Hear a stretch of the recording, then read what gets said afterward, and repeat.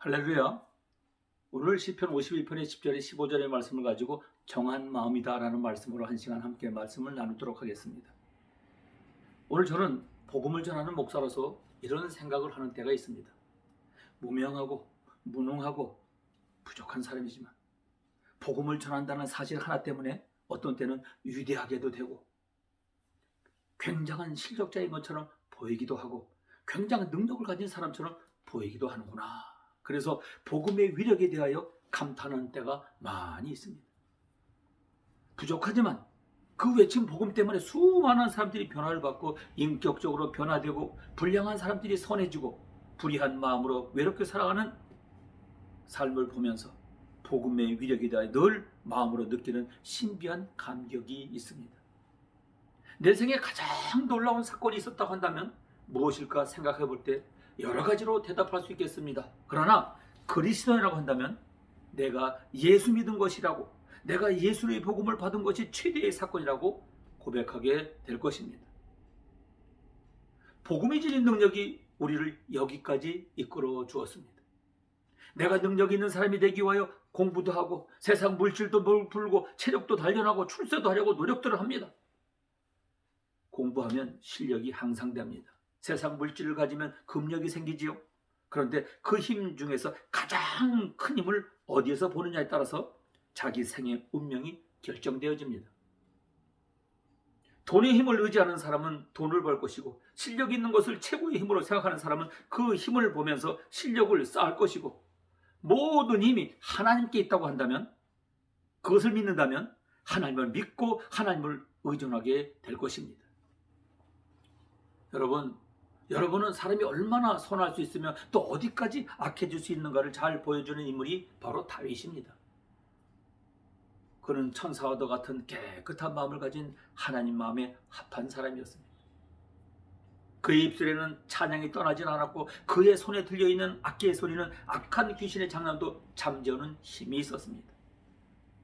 그러나 우리가 알듯이 그는 후에 한 여인에 대한 불륜의 사랑 때문에 충성스러운 부하를 전쟁에서 의도적으로 죽게 하는 잘못된 일을 행한 것입니다. 무엇의 지배단에 따라서 의지는 얼마든지 끌려다닙니다. 우리의 의지는 마음을 지배하는 주인의 하수인일 뿐입니다. 회개란 의지를 되돌리는 일이 아닙니다. 마음을 돌이키는 일입니다. 마음의 주인을 예수 그리스도로 되돌리는 일인 것입니다. 예수를 믿는 사람을 가리켜 왜 그리스도인이라고 합니까? 예수 그리스도께 지배되어 있는 사람이라는 뜻입니다. 그리스도의 사람이 되어질 때 그리스도를 닮은 삶을 살 수 있게 되어 있습니다. 다윗의 삶에서 우리가 눈여겨보아야 할 내용이 한 가지 있습니다.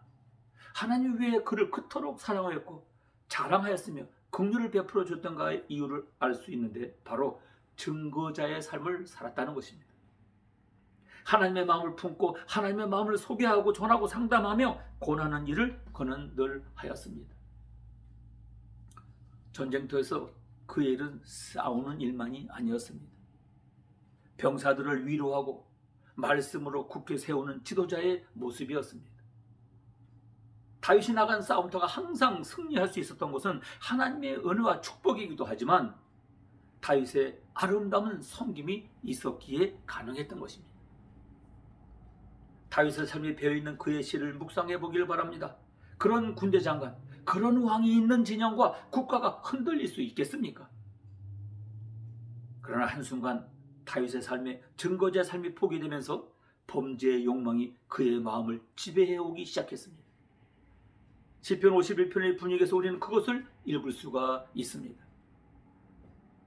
여러분이 아시듯이 시편 51편은 다윗이 우리의 아내 밧세바를 범하고 그를 자기의 아내로 삼은 이후에 나단 선지자의 꾸중 앞에서 침상이 젖도록 눈물을 흘리는 회개 중에 쓰는 시입니다. 그가 회개를 하면서 하나님 앞에 다짐하고 회복할 내용으로 삼은 것이 바로 증거하는 삶입니다. 증거하는 삶. 그렇다면 그의 영적 침체와 범죄의 원인에는 증거의 삶이 증거된 사실이 자리 잡고 있었다는 이야기입니다. 중심이 진실함으로 회개하고 복음을 믿고 살아가야 하는 것이 신앙생활입니다. 우리 하나님은 그 진실하심과 성실하심이 영원무궁하십니다. 그 하나님 앞에 진실함으로 서 있는 것이 그것이 바로 믿음입니다. 그래서 헬라어에서 믿음이란 단어와 성실이란 단어는 동일어인 것입니다. 그러면 신앙생활의 미덕으로서 진실함이란 어떤 것일까요? 첫째로 진실함은 하나님과 사람 앞에서 적극적인 삶의 태도인 것입니다. 적극적인 삶. 진실한 사람은 언제나 열렬하고 뜨겁습니다. 헬라식으로 말하면 용기가 있습니다. 무관심과 예사로움에 자신을 맡기질 않습니다. 다윗이 영적 회복을 바라고 다시 증거의 삶이 되어지기를 소원하면서 드리는 몇 줄의 기도 제목을 함께 보겠습니다. 깊은 회개의 말미에 그가 하나님 앞에 제일 먼저 구한 제목이 있어요. 오늘 본문의 10절의 말씀입니다. 하나님이여 내 속에 정한 마음을 창조하시고 내 안에 정직한 영을 새롭게 하소서라고 했습니다. 다윗은 죄와 혼합되지 않는 마음을 간구했습니다. 죄와 혼합되지 않는 마음을 간구했어요. 신앙생활이 내게 기쁨이 될 수 있고 힘이 될 수 있는 것은 죄가 혼합되지 아니할 때입니다. 우리의 마음은 마치 호수의 물과 같아서 더러운 물이 들어와 혼합되어지면 다시 깨끗해지기까지 침전되고 또 빠져나가는 어느 정도의 과정을 필요로 합니다. 습관이 되어버린 의지는 회개하고 난 이후에도 얼마간은 마음대로 통제가 되질 않아요. 다윗은 대단히 놀라운 회개를 했습니다. 오늘 성경의 표현은 자기 침상이 눈물로 썩게 되었다라고 합니다. 그렇지만 다윗의 괴로움은 아직 마음이 깨끗해지지 않았다는 사실이었습니다. 죄의 무서움이 바로 여기에 있습니다. 죄는 내게서 평안을 뺏어갑니다. 영적 기쁨을 상실케 합니다. 회개가 마음처럼 쉽게 되어지는 것도 아니지만 회개한다 해도 정상적인 마음이 회복되기까지는 적지 않은 시간과 고통을 필요로 하는 것입니다. 하물며 죄와 혼합된 삶을 살면서 영적 기쁨을 기대한다면 이것이야말로 넌센스가 아닐 수가 없는 것입니다. 현대인들은 종교 생활을 취미 생활 정도의 수준으로 낮추려 하는 경향이 있어요. 취미가 내게 여유를 주고 활력을 주듯 신앙생활이 그럴 수 있으리라 생각한다면 그것은 잘못 생각한 것입니다. 신앙생활은 양심에 그릇을 하는 것인데 양심을 어디엔가 묻어두고야 어떻게 정상적인 신앙생활이 가능하겠습니까? 여러분, 그럴 수 있겠습니까? 초신자에게 아직 영적 지식이 부족하니까 별개일 수 있겠습니다만 신앙생활의 기쁨을 누려보았던 사람은 정신을 바짝 차려야 하는 것입니다. 아닌 길을 가고 잘못된 신앙 습관을 가지면서 하나님을 섬기는 기쁨을 회복할 꿈을 꾸지는 말아야 합니다. 영적 기쁨은 정한 마음에서만 나오는 것입니다. 청년기의 신앙이 보편적으로 영적 기쁨을 많이 누립니다. 그것은 다른 데 있지 않습니다. 마음이 그만큼 정하다는 것입니다. 직장 생활을 하고 가정 생활을 하는 이 장년기의 성도들 중에 영적 기쁨을 보편적으로 잘 유지하는 분들을 살펴보세요. 그들은 죄와 혼합되지 않는 마음을 가진 분들입니다. 무엇이 되었든 하나님 앞에 부끄러운 삶의 태도를 갖는 한 전도하는 일과 영혼을 섬기는 일은 매우 불가능한 것입니다. 이것은 우리에게 대단히 중요한 사실을 가르쳐 줍니다. 복음을 전하고 영혼을 구체적으로 섬기는 일을 포기하지 않으면 깨끗하고 순결한 마음을 보존하며 영적 기쁨으로 살아갈 수 있다는 것입니다. 남을 섬기는 일이 나로 하여금 세상과 타협하지 않고 원칙을 지키게 해주는 것입니다. 다윗이 11절에서 드리는 기도의 제목이 있어요. 나를 주 앞에서 쫓아내지 마시며 주의 성신을 내게서 거두지 마소서라고 합니다. 성령의 사람은 성령께 붙들려 사는 사람입니다. 하나님의 영이 내 마음의 주인이 되어 사는 삶인 것이죠. 하나님의 말씀이 나를 지배하려면 성령의 주인 되셔야만 가능한 것입니다. 내가 내 마음을 지배하는 삶이 비그리스도인의 삶인 것입니다. 그들은 절대로 남의 말에 크게 귀를 기울이지 않습니다. 어떤 결정에도 그 주체는 자신일 뿐입니다. 그러면 믿음 생활이란 무엇입니까? 내 삶의 주인 되신 하나님을 인정하고 그분께 위탁하고 그분의 결정과 요구를 따르는 삶이 아닙니까? 조금씩 하나님을 알아가며 그를 인정하게 되면서 내 것을 내려놓기 시작합니다. 이것이 믿음입니다. 처음에는 그것이 매우 힘들었어요. 그런데 하나씩 드리고 나니 내게 평안이 찾아왔어요. 가끔씩 은혜와 기적 같은 것도 체험하게 되었어요. 그렇게 되자 전에 내려놓을 수 없었던 주권과 욕심도 내려놓을 수 있게 되었습니다. 할렐루야. 그러자 이제는 내게 기쁨이 찾아왔습니다. 그런데요, 반대의 경우도 있습니다. 신앙이 병들 때의 모습입니다. 이 경우엔 하나님께 내드렸던 것을 하나씩 내 것으로 다시 옮겨놓는 일을 합니다. 사랑하는 여러분, 내가 나를 지배하게 되면 믿음으로 할 수 있는 일은 그만큼 줄어들게 되어 있음을 아시기를 바랍니다. 사단은 나중에 마지막 남은 입술의 신앙 고백까지 빼앗아 버리고 말 것입니다. 여러분, 주변에 그런 사람들이 얼마나 많은지 아세요? 여러분이 그럴 수 있게 된다면, 여러분이 그렇게 될 수 있다고 가정해 보십시오. 내 것을 성령께 점차 내놓지 못하고 오히려 빼앗고 있다면 시간 문제입니다. 이것은 신앙의 경고입니다. 지금 고백은 남아있으나 삶은 다 잃어버린 신앙인이 너무도 많습니다. 사람이 좋다는 게 신앙이 좋다는 걸 말하지 않습니다.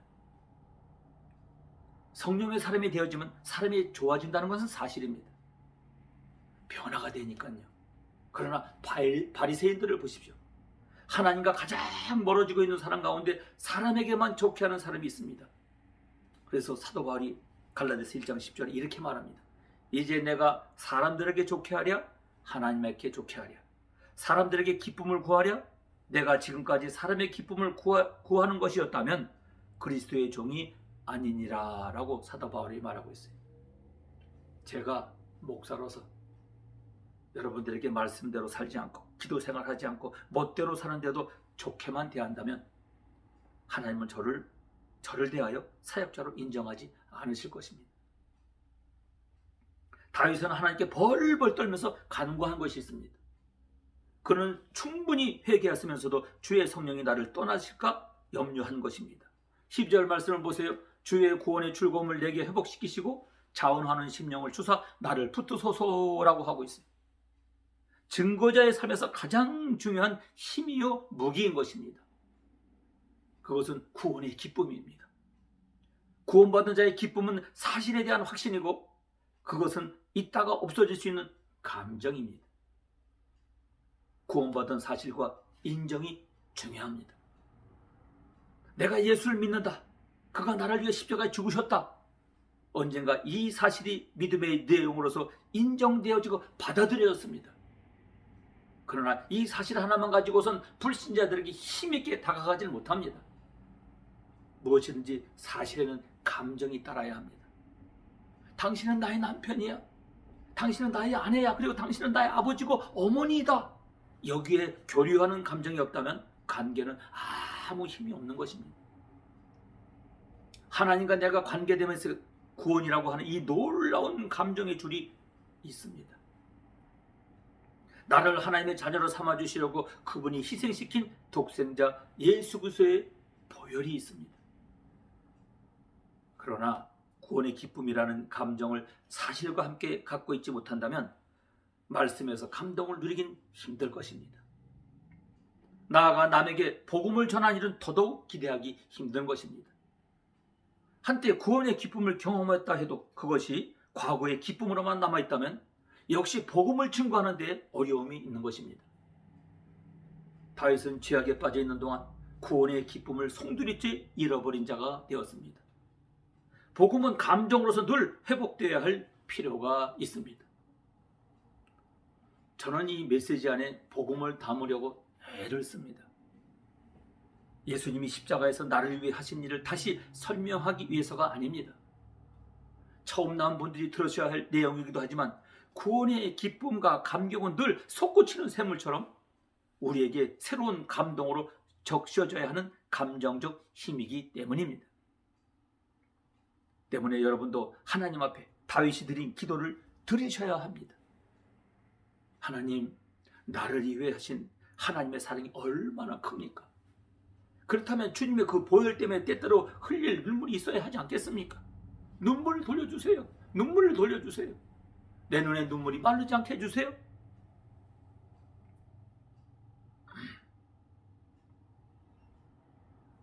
다윗의 기도가 얼마나 아름답습니까? 이 기도는 단순한 회복만을 의미하는 것이 아닙니다. 다른 영혼들을 죄악에서 구원하는 이 전도자 일을 하고 싶은 것이었고, 입술에서 하나님을 찬양하는 노래를 부르게 하고 싶은 소망이 담겨져 있었습니다. 사랑하는 여러분, 내 안에 구원의 기쁨이 넘치면 나는 가만히 있을 수가 없습니다. 구원받지 못한 불신 영혼들에게 내 발이 찾아가게 되어 있습니다. 책임성을 가진 하나님의 형상으로 회복된 모세와 바울은 자기 민족에 대한 구원의 책임을 지겠다고 나섰어요. 여러분, 출애굽기 32장의 모세를 볼까요? 모세가 여호와께로 다시 나아가 여짜오되 슬프도소이다. 이 백성이 자기들을 위하여 금신을 만들어 싸우니 큰 죄를 범하였나이다. 그러나 이제 그들의 죄를 사하시옵소서. 그렇지 아니하시면 원하건대 주께서 기록하신 책에서 내 이름을 지워버려 주시옵소서라고 오늘 모세가 말하고 있어요. 그런가 하면 바울을 볼까요? 로마서 9장 1절에 내가 그리스도 안에서 참말을 하고 거짓말을 아니하노라.